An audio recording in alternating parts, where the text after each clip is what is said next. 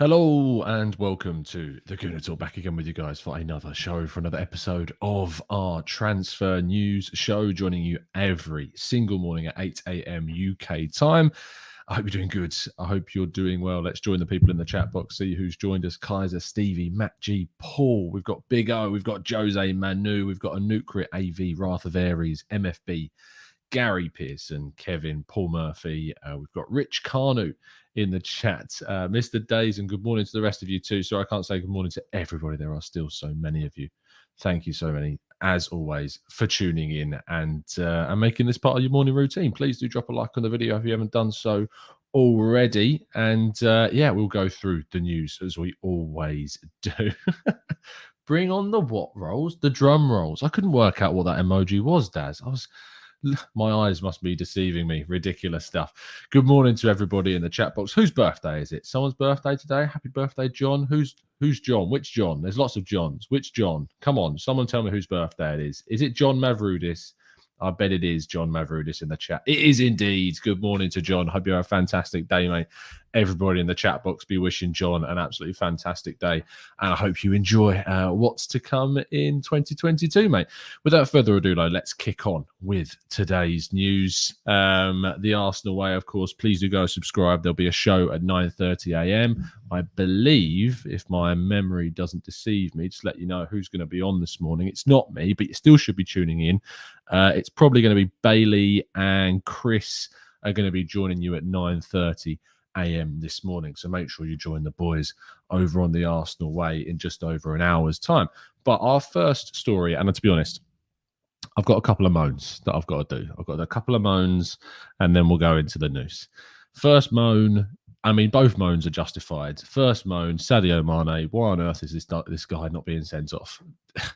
Time and time again, Sadio Mane is punching people, elbowing people, forearming, smashing people in the face, and nothing is being done about it. Absolutely nothing. I find it ridiculous. It's not going to change because certain players get certain, let's say, niceties and others just don't. If Granit Xhaka does this, he's off. It's as simple as that. If Granit Xhaka goes into a player with a forearm smash, just like Sadio Mane does, it's sent off. And I think Tomiyasu was also experienced this season as well from the same player. It's ridiculous. And I'm not going to linger on this story, but it's just a joke how Sadio Mane is not being sent off quite ridiculously. The second moan, I say it's a moan. It's justified, but it's also frustrating. Authorities are set to investigate crowd trouble at Manchester City's winner at Arsenal. You probably saw the pictures of the Arsenal crowd throwing objects at Rodri. I can't, there's no justification. Yes, he was winding up the fans, absolutely. And if Arsenal are punished, I'm not going to have any complaints about the fact that Arsenal aren't going to be punished. What I am going to say is that Aaron Ramsdale picked up, and he didn't pick up all of this, by the way. He picked up 17 quid's worth of coins that had been thrown at him during the Leeds game. So can someone answer me the question, why are Leeds United not being investigated for crowd trouble after our goalkeeper is being pelted with round metal all throughout the game, of which amounts to at least £17. But as he described on that podcast with Ben Foster, he left far more than 17 quid on the pitch. It's, it is what it is. But I just find it ridiculous how Arsenal specifically are getting targeted with these things. And whilst I don't have a complaint about us being investigated for crowd trouble, I don't agree with people throwing things at players. I never do. You shouldn't do it. Try and hold your own dignity before you start throwing objects at other human beings. Yes, he's winding you up. I get it. And you want to do something, but throwing an object's not going to help. But I'm sorry, if we're getting investigated, why the hell are Leeds United not being investigated for what they did to Aaron Ramsdale? It's double standards, is what it is. It's one rule for one and another rule for someone else. Anyway, let's kick on with the main transfer news of the day, nearly 5 minutes into the video. Eddie Nketiah looks like he's going to be moving to Germany if the latest reports are said to be true. Bayer Leverkusen are in talks with the players' agents to secure a pre-contract agreement that would see Nketiah move to the German side ahead of the new season for free. There would, of course, always, as there is, be a compensation fee to Arsenal. We don't know how much that would be. It wouldn't be very much, but there is expected to be a compensation fee. I feel like this move it's interesting. It probably does hint that Patrick Schick is probably on his way out of the club in the summer, because if Nketiah was looking at this, he'd go, well, I'm not starting over Patrick Schick. I'm going to be exactly in the same situation as I was playing for Arsenal. So it makes me feel like Patrick Schick could be moving on. Is that a striker that Arsenal could go for? He's a very good striker. He'd be a very interesting option for Arsenal. Maybe that opens up an avenue for us. But Nketiah, pre-contract agreement by Leverkusen is being discussed. And so fingers crossed that's something that will get done sooner rather than later, so we can kind of just get this one sorted and done and we know what's going on with it. It looks like he's not going to be leaving in January. That's what should be said. Regarding players that could be leaving in January, Philippe Coutinho. Now, reports have emerged that Barcelona have set Arsenal a deadline of Wednesday. Now, bearing in mind that the January transfer window has been open for 3 days, and they're going to set a deadline of the 5th of January for Arsenal to kind of put up or shut up. I find that a bit of an odd report, because why would you set a deadline on the 5th of January? I get the idea of wanting to get the business done quickly, but the idea of putting a deadline on this deal so early on in the window is a bit strange. They may well have done that. I just find that a bit odd either way, whether it's true, whether it's not. It's still a bit strange to see them putting a deadline that early in the window. I don't want this to happen. I don't think it will happen. I think it's a ridiculous link for Shahez in the first place. I don't think it's something that's worth worrying about happening. Arsenal don't need Coutinho. We've got plenty of other players that are better. Smith Rowe, I'd rather have playing than Coutinho. Ødegaard, I'd rather have playing than Coutinho. It makes no sense for us to do this deal. It's a Willian-esque signing, in my view. Expensive, risk. It's so risky to even bring him in. And there are better players that we could even bring in a similar position if we wanted to. No sense. No worries. Not for me. Now, this is the main story of the day that we need to go through. Pierre-Emerick Aubameyang and the striker conundrum that leads us through 4 players that we've got to talk about. Aubameyang, of course, as we know, has been linked with a number of clubs, including Barcelona, Juventus, and most recently, Newcastle United. Now, Newcastle United are actually closing in on a move for Kieran Trippier at the moment. They are looking to strengthen considerably in the January window to try and save themselves from relegation. And of course, they've got all this new financial weight behind them. And I think that there is also this kind of side to Newcastle that they're obviously very worried about what a relegation could do. And it's interesting because Tony Cascarino was speaking on TalkSport yesterday, saying how he feels that Aubameyang would offer basically nothing to Newcastle. It wouldn't be a good signing for them. I do tend to agree. I don't think Aubameyang would be a good signing for Newcastle, which, if it tells you anything about whether or not Arsenal should be looking to keep Aubameyang, the fact that I don't think that Aubameyang would be a good signing for Newcastle kind of tells you why on earth should we be looking to keep him at the club right now. It's not the type of striker that they need. He won't be in the mentality that they need for a relegation scrap. It makes no sense. The other club that were interested in Aubameyang, supposedly, is Juventus, a club that would create far more chances and it would, suit his mentality a lot more. But the problem is that there are links to Mauro Icardi of PSG.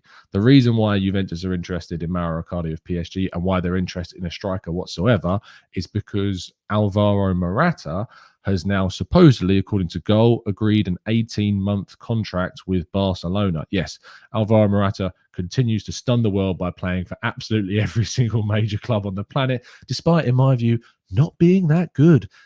I don't know how he does it, but he's going to end up playing for Atletico Madrid, Real Madrid, Barcelona, Juventus, Chelsea. I'll be shocked if he doesn't rock up at Bayern Munich in a couple of years' time. But Morata's apparently agreed an 18-month deal with Barcelona and set to move there. What that does for Arsenal is that it opens up the door for a Isak move. Barcelona were the other main club interested in Alexander Isak. Arsenal are said to be the other main club that have an interest in Alexander Isak. And so any kind of competition from Barcelona, because of their agreement with Alvaro and Morata, opens up that route for the Gunners to move through to bring in the Swedish striker. He is one of a number of targets that Arsenal are obviously looking at ahead of a summer move. It's not, to me, I'd be, as I've said a number of times, I would be shocked if Alexander Isak or anyone of that caliber moves to Arsenal in January. But who knows? The window are unpredictable. Things can happen. We'll have to wait and see.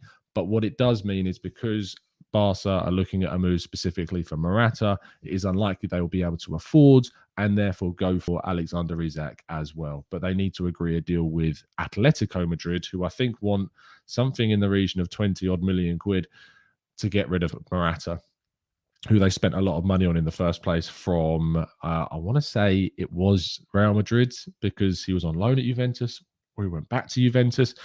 Morata's career is a very confusing one. I don't really know how he does all of it. It's pretty crazy. But yeah, that's the story around those players. That's kind of the snakes and ladders, if you like, route through how Arsenal can end up getting Alexander Isak. But it is a positive news. It's positive news for Arsenal seeing Morata linked with Barcelona, because it does open up that route through for Alexander Isak to be an Arsenal player in the near future. Anyway, that does round off all of today's news, which means we move on to your questions in the chat box. So if you have a question in the chat box that you'd like to throw in, then please do, and we'll go through as many of them as feasibly possible.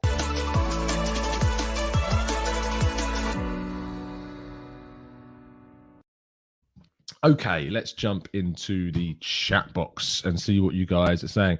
Tembi says, is Isak that good? He is pretty darn good, yes. He's a very good striker. He's improving all the time, still very young. He's still got a lot of his game to develop and improve. I was previously quite skeptical of his game, but I think that this year and the end of last season, he definitely has come on a lot, definitely improved a lot. His clinical finishing is improved so much more than it was at the start of last season.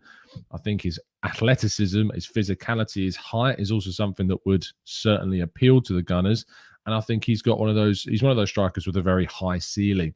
But I am looking to probably do, I'm just trying to think when the next time one of our 8 a.m. shows is going to be interrupted, which, to be fair, isn't until, it's a long way away, actually. So I don't think we're going to have to be concerned about missing an 8 a.m. show. But what I would say is that actually, no, that's not true, because if I go to Forest this weekend, it might be Sunday. So Sunday's show this week may be a specific look at 8 a.m. on all 4 strikers: Isak, Calvert-Lewin, Vlahovic, and Dominic Calvert. Have I said that? Dominic Calvert-Lewin, Isak, Jonathan David, and Vlahovic. I was going to do a kind of a comparison, because they're the 4 main strikers that we've been linked to. I know that people will be like, but what about this guy? What about this guy?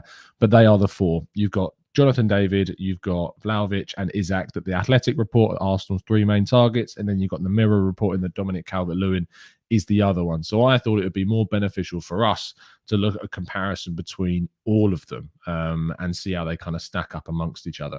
So I'm looking to do that probably on the day that I can't do the 8 a.m. show, which would probably be Sunday. Wayne Hartley says Douglas Luiz is an interesting one. Yeah, Arsenal have, according to ESPN, added him to a list of central midfielders that they're interested in, alongside Ollie Watkins. I wrote a piece about how sweet the revenge would be if we were to go in for their 2 best players after the whole Smith Rowe debacle in the summer.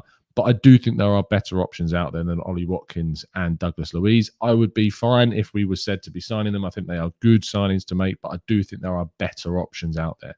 But they could prove to be brilliant signings if we were to make them. Viraj says, do you need help with putting the Bruno Guimaraes report together? I've got my French guy. Everyone knows who that is. So we're all good for that, Viraj. Das says, Tom, question. So Partey and El Neni are out. Should we play Lokonga and Xhaka, or Lokonga and Patino in our FA Cup third round against Forest? I think Patino's got a good chance of starting this game, because we've got the Liverpool game on Thursday. Xhaka and Lokonga, I expect to start that match. Ainsley Maitland-Niles is still here, so could play the Forest game if nothing is agreed by that point. So Ainsley Maitland-Niles and Patino could arguably play against Forest. I am expecting a bit of youth to be used in that game, because we've got the Liverpool fixtures either side of that, which I know it could really risk that FA Cup game. And the FA Cup is more important than the League Cup. I don't want to go too weak in that fixture, but I'm mindful of the fact that we've got Liverpool and then Spurs after the Forest game. It's a really difficult conundrum for Arteta to work out. And I mean, arguably the African Cup of Nations have come at the worst time because El Neni, Pepe, and I mean, arguably Aubameyang are the depth options that we could have used in those games. But it isn't to be, and we're going to probably have to use and rely on a lot of our squad depth. Fingers crossed, no more positive cases, but you can never be sure these days. Let's scroll down. Wilson says, which midfielder do you prefer, Guimaraes or Sanchez? Guimaraes by a long, long, long way.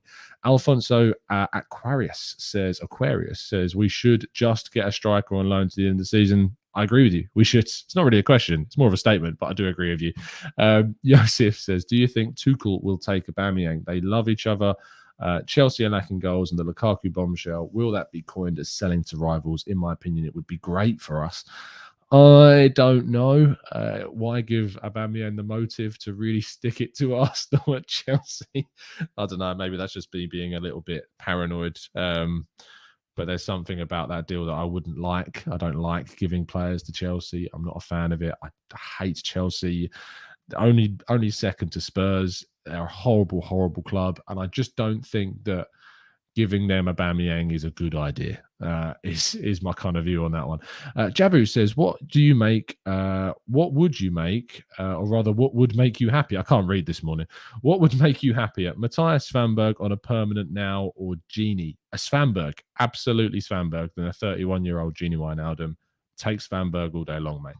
Vishal says, Happy New Year, Tom. Happy New Year, mate. Do you think Isak would suit us stylistically over someone like DCL or David? Or David and DCL are two very different players. I think David is closer to that of Isak than Calvert-Lewin. Also, any news on the Guimaraes? The only news I have is that we were supposedly, according to Nicolo Shearer, in talks with the players' reps. That's all I know of, and that comes through that specific secondary source. So nothing concrete on Guimaraes yet. We're still waiting. Fingers crossed that something happens in the next couple of weeks or so. Would Isak suit us more stylistically?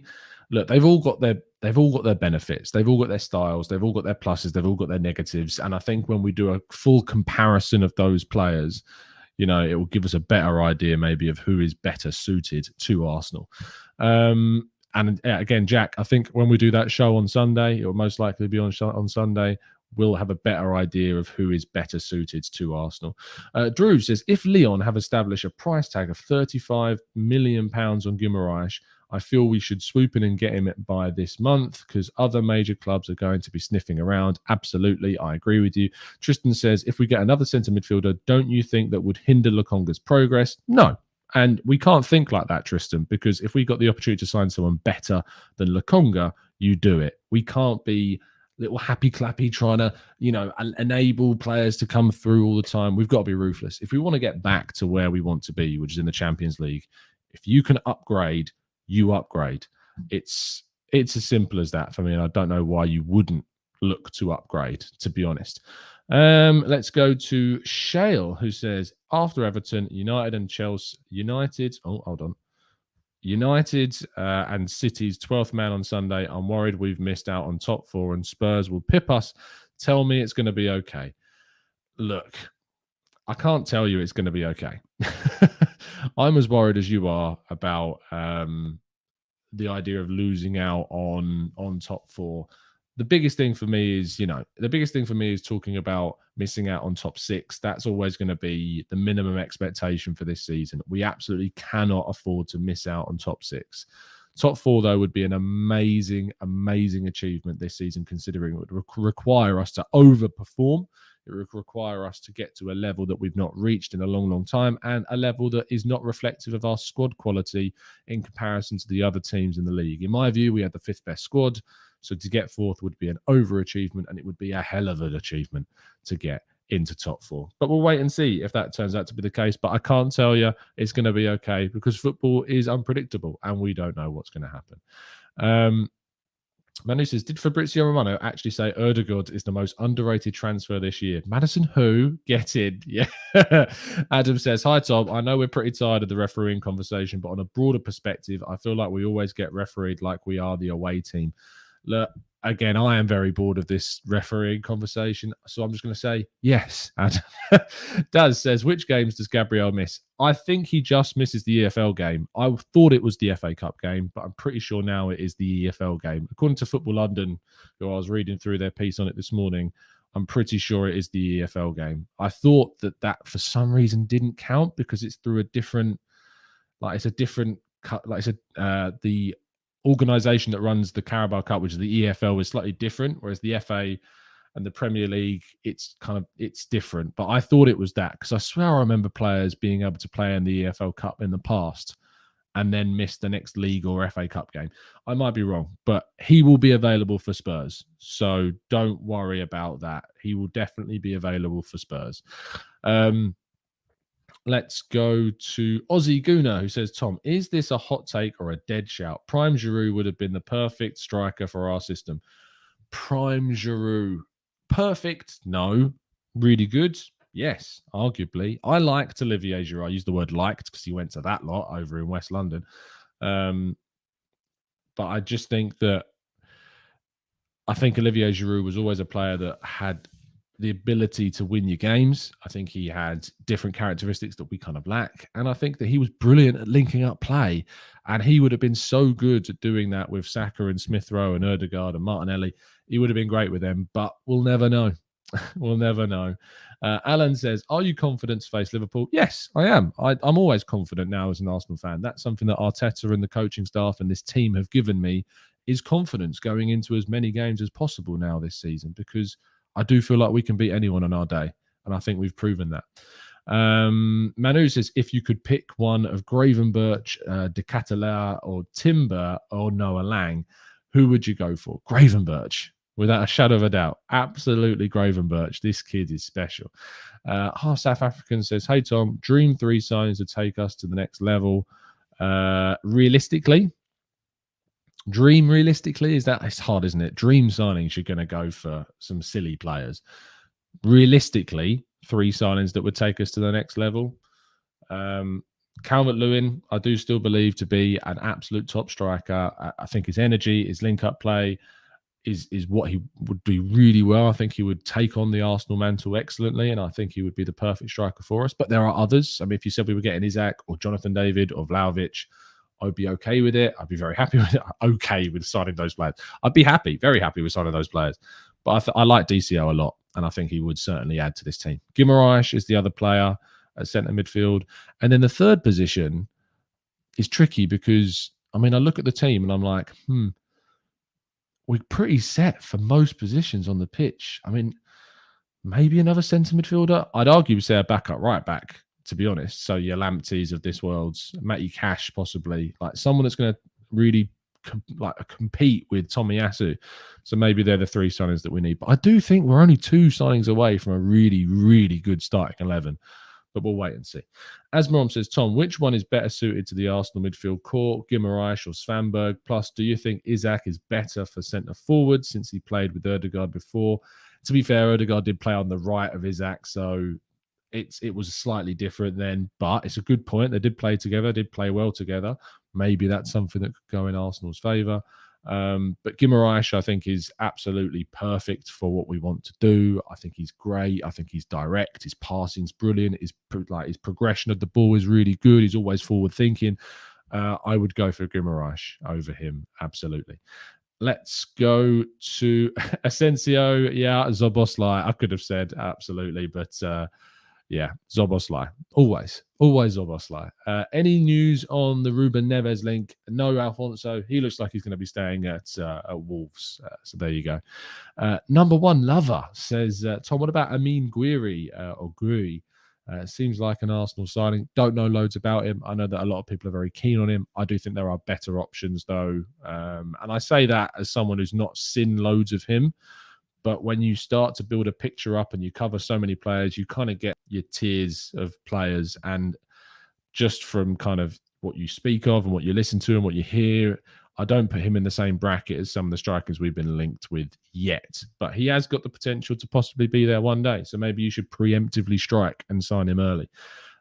John says, would Lamptey or Cash start ahead of Tommy? No, they wouldn't. And it's a point about competition. Would Nuno Tavares start over Tierney? No, but he has done, because he's performed very well for a lot of the season when he has been called upon. So that's kind of the situation that you want to build, that healthy competition between players. Zana says, Tom, Aubameyang to Chelsea, do you see it? No, I don't see it. Sorry. FPL captain says, do you think our squad is deep enough for the AFCON period? I mean, goalkeeper, we're fine because we've not got to worry about that. We've got to worry about the forward line and the midfield. Do I think the midfield is deep enough? No, we have to sign someone. We absolutely should be signing one in early part of this January period as quickly as possible, because we have not got enough squad depth in this team yet to cover the midfield. And so, no, is the answer to your question. In midfield, we don't. In the forward line, we do. But we do not in this position of the field. We just don't have enough. Adeyemi says, Salah and Mane, not Arsenal's problem. Arsenal must learn how to curtail Robertson at left back and Alex at right back. Both left back and right back empowers Liverpool attacks against Arsenal more than any other team. It's a very, very good point, and that's usually where their chances come from. I'm thinking, will they play in that game? Because you think they would do. I know they've only just played Chelsea, but they've got Shrewsbury at the weekend. I feel like they'll play a strong side on Thursday, but we'll wait and see. Gnabry or Szoboszlai? Oh, that's a good question. Probably Gnabry, to be fair. I think it makes the most sense. He's going to be the one that gives you more guaranteed quality immediately and still can go for many, many more years. Chinono says, unusual signing, Thomas Lemar, 1.5 years left on his contract, can play centre forward or a good dribbling midfielder right now in Atletico. Wide in Atletico. Not for me. Sorry, I just don't think that he is the right one. Mr. Harrison Carnaby says, because we have Champions League next year, maybe we can sign the players we need because we have that. Yes, have Champions League. Oh, fingers crossed. I cannot put into words how much of an achievement it is for Arsenal to get top four this season. Like for Arsenal to get into that competition and what it would do to this team and what it would enable Arsenal to do in the window, fingers crossed, and to take us to that next step, it would make next season so exciting. I just long for the Champions League. I just need to hear that anthem again in my life as an Arsenal fan. It feels like such an eternity since we were in it. And we've had so many chances to get there and failed. The Europa League final against Chelsea, the Champions League places in that season under Unai Emery, where Emery just chucked away the chance to get in the Champions League through the league because he wanted to win the competition and rotated so stupidly against Palace and Brighton and these teams and just blew it. And then Arteta with Villarreal, Arteta with Olympiacos. Like, we really threw away some big chances those years to win the Europa League again. I would have backed us to beat United in the final. I just don't know why we did what we did against Villarreal. It made absolutely no sense at all. But we have a much better team now, and fingers crossed that's what's going to carry us to the next stage. Are you surprised more teams aren't coming in for Leno, says Scotty? To be honest, Scotty, there is an element of us not knowing how many teams are coming in. It's not one of the big kind of stories that's getting a lot of coverage.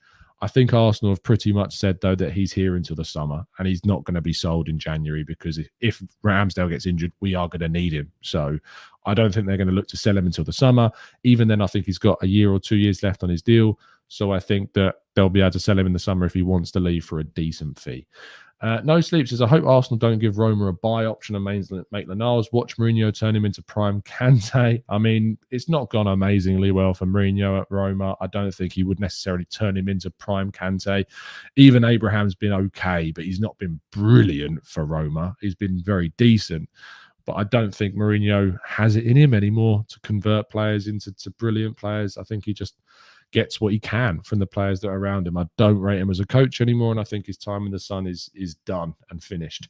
Kevin says, Arsenal to sign in January to push for a Champions League or take their time to gain a solid signing. I think they will look to be a bit conservative. I don't think they're going to spend money for the sake of spending money. I think they may bring someone in on loan, possibly, to try and cover some midfield because they can't get their main number one or their number two signing. I think that's what they'll look to do. But I hope that we sign players because we need them. We need a midfielder. We arguably need a striker. we need to bring in at least 1 or 2 players if we want to keep our top 4 chase up, because we know teams like Spurs under Conte are going to strengthen. They are going to look to sign players this January. So we cannot afford to allow them to open up a gap or close the gap or whatever. Jabu says, Tom, there's potentially 2 Champions League spots available, 3rd and 4th. Is this something to sell to possible signings in January? Yeah, I think the fact that we're in a race with the top 4 is definitely something we can sell to possible signings. Slads, preferred midfield against Spurs, maybe Ben White. No, thank you. No. We don't need to experiment in midfield in a game of that importance. Xhaka and Lokonga, they're the 2 you start. There's no other argument for me. It's Xhaka and Lokonga against Spurs, unless we've made a signing by that point, which I doubt that we will have. It's those 2, which isn't the best, because I have my doubts about Xhaka as always, and Lokonga's not played in a long time, but it has to be those 2. Arsenal legends, Tom, hope you're well. Hope you're well too, mate. Do you think the links to Isak will come to truth, or should we take it with a pinch of salt? Look, I think Arsenal are interested. There is absolutely no doubt. I think the agreement of Morata to Barcelona, according to Goal, definitely opens up Arsenal's chances of signing Isak even more and puts us at the front of the queue, because we're very interested. But, I think that we have to take every link, bar confirmations, with an absolute pinch of salt always. And you shouldn't get your hopes up. Like, you shouldn't, as soon as you get your hopes up about a player coming, you're setting yourself up for disappointment. Expect to be disappointed, and then you won't be. You just need to play these by ear, follow the stories. We'll be keeping you up to date with everything that's, of course, going on, and with all the rumors and all the stories, and trying to make sense of them and giving you my view of how real I think they are.